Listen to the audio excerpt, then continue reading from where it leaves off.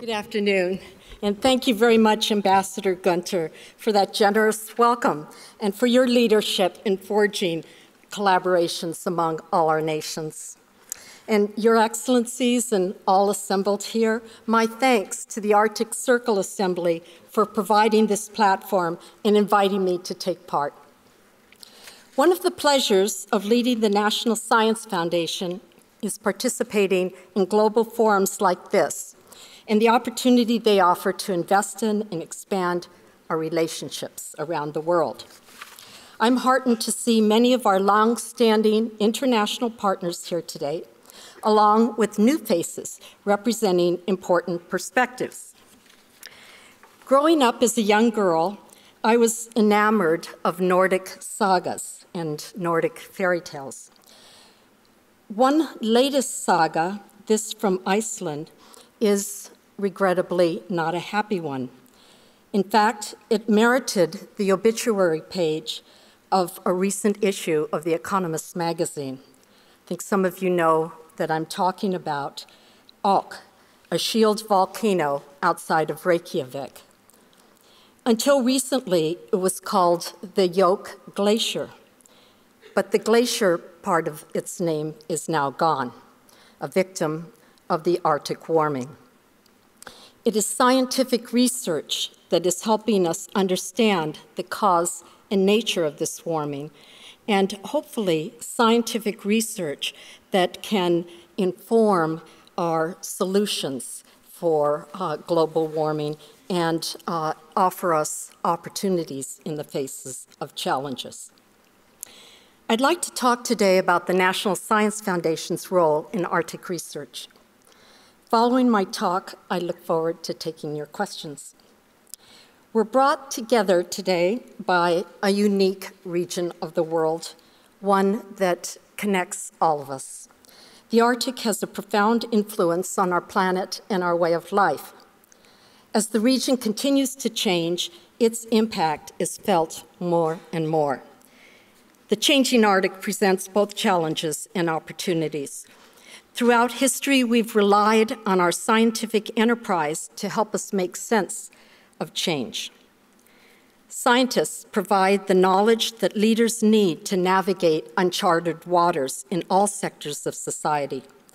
And our discoveries help inform local, national, and global policy.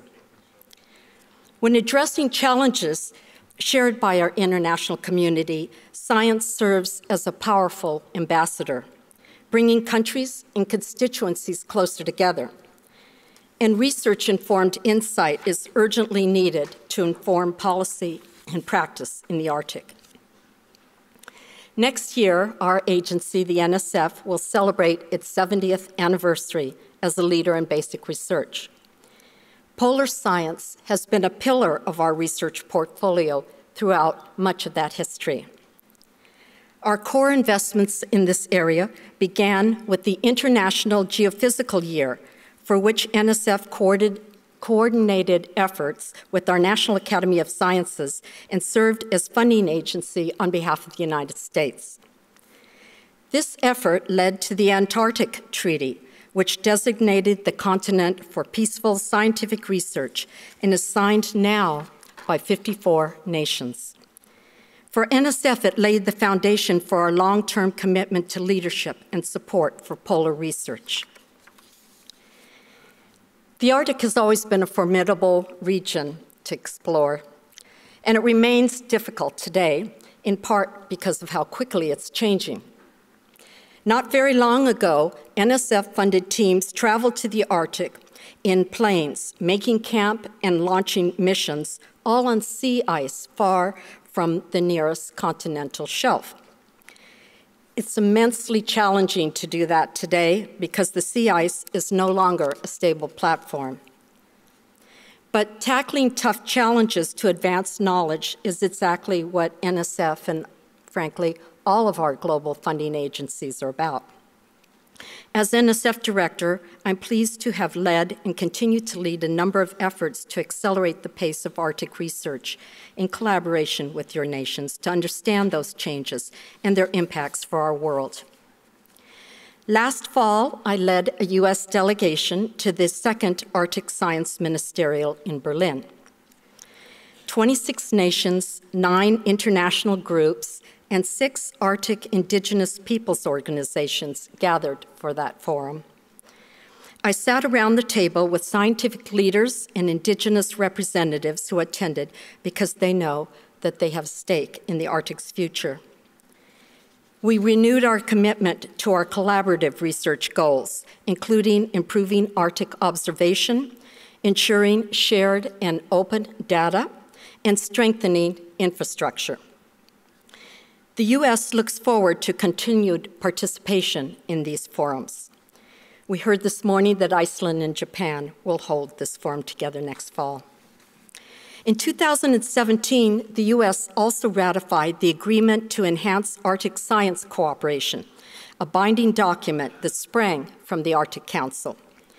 My good colleagues, including Fran Ulmer, chair of the U.S. Arctic Research Commission, are spearheading efforts to work with the Arctic 8 nations and observers to minimize barriers to internationally cooperative Arctic science.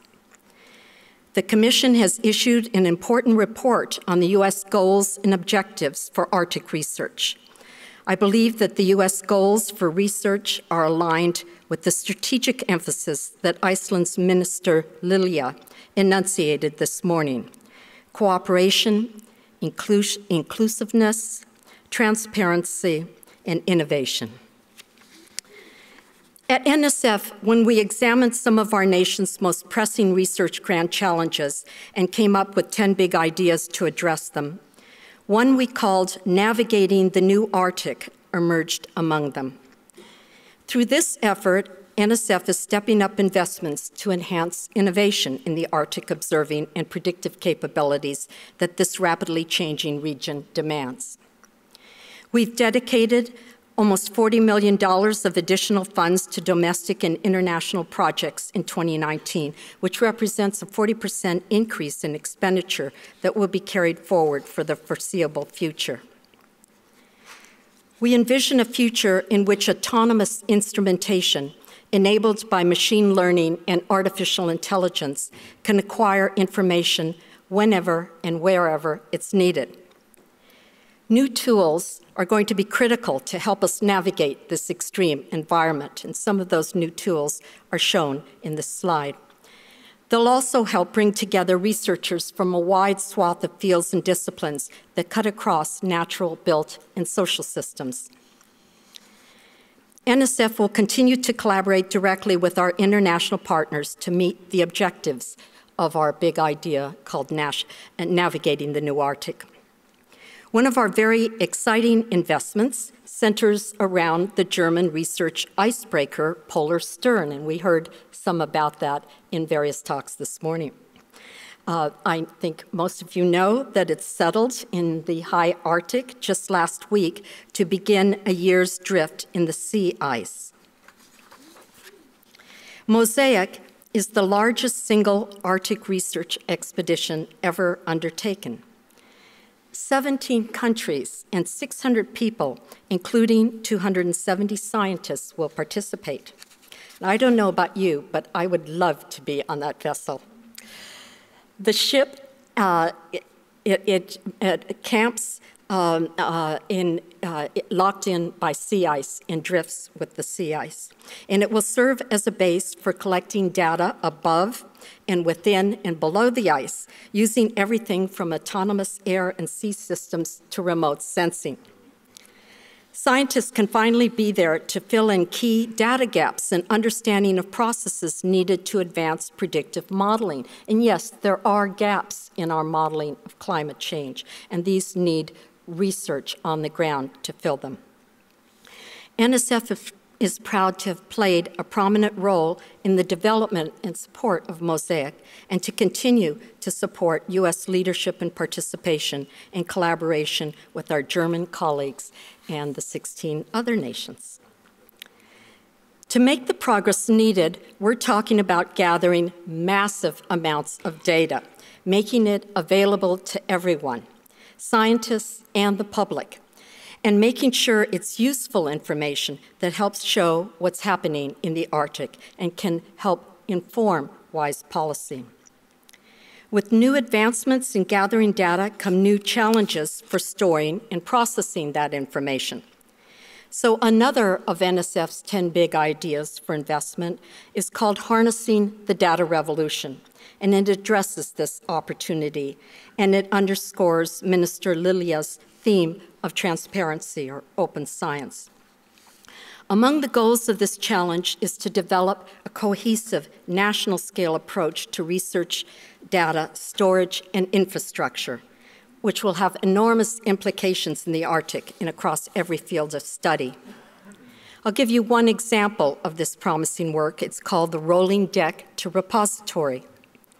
The repository was developed to preserve and openly distribute environmental sensor data collected by the U.S. academic research fleet. It's an interagency effort supported by the National Science Foundation. It stores the underway data obtained by 48 vessels and over 7,000 research cruises, nearly 9 million downloadable files, all in one repository. It's example of high resolution data that's all gathered together for open access and distribution. Another example is in a high-resolution digital elevation map that I have shared with your president yesterday that has a resolution that is of just a couple hundred meters and better in some places of the entire Arctic and also the Antarctic. Beautiful maps.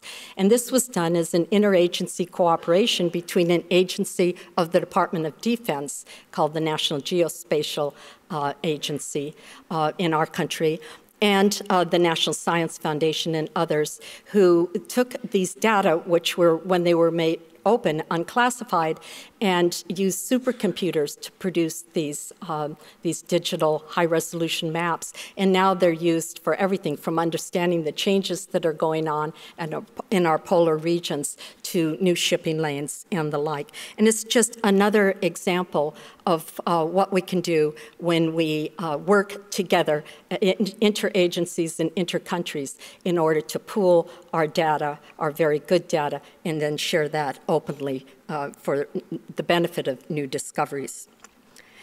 In addition to capturing new data, we're exploring methods to federate our existing data and working with our international partners and other federal agencies to enable our systems to exchange information. And this is one of the biggest things that I've heard at the two science ministerials that I've attended, the one in the US and the one I mentioned in Berlin, is the importance of sharing all the data that we're collecting among nations. And of course, people are the cornerstone of scientific progress. In the realm of Arctic science, this means doing more to include the knowledge of indigenous communities who have called the Arctic home for centuries. That's why we've made co-production of knowledge a vital component of our investment in Arctic research. We encourage scientists and northern communities to design research objectives and approaches together. It's also why we have worked with our partners to revise the principles for conducting Arctic research to foster greater communication among residents and scientists. And it's why we're continuing to invest in STEM education through programs like the Alaskan Native Science and Engineering Program called ANCEP, which is forging new public, private, and philanthropic partnerships to inspire a new generation of Arctic research. We heard this morning from young scientists who are becoming involved in research programs in the Arctic, and NSF is pleased to support them. And in the ANCEP program in Alaska, we are involving the young Native people in research in science and engineering with the hope that they will like it and become the scientists and engineers of the future. The Arctic reminds us that our world is inextricably linked. With each new generation and technological advancement, we grow more and more intertwined. Science and science leadership can help us rise to the challenges and opportunities of our changing Arctic. I look forward to working with all of you to advance our shared objectives. Thank you very much.